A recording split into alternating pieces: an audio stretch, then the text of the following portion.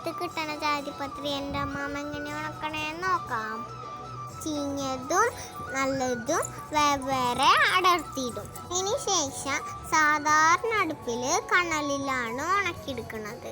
അതിനായിട്ട് നമ്മൾക്ക് 2 നെറ്റുകളാണ് വേണ്ടത്. ഒരെണ്ണം കണ്ണകളുള്ളതും ഒരെണ്ണം കണ്ണകളില്ലാതും. ഇതേപോലെ 2 കണ്ണകളുള്ള കൊട്ടയിലേക്ക് 2 പത്രിയും ഇടും. പത്രി ഇതേപോലെ ചോട്ടുകൊട്ടയോണ്ട് മൂടി. നല്ല പത്രിയും ഇതേപോലെ തന്നെ കണലിൻ്റെ മുകളിലെ ചോട്ടുകൊട്ടയോണ്ട് മൂടി വയ്ക്കുന്നു. 10 മിനിറ്റ് കൂടുമ്പോൾ ഈ പത്രി തിരിച്ചും മറിച്ചും ഇട്ട് കൊടുക്കും.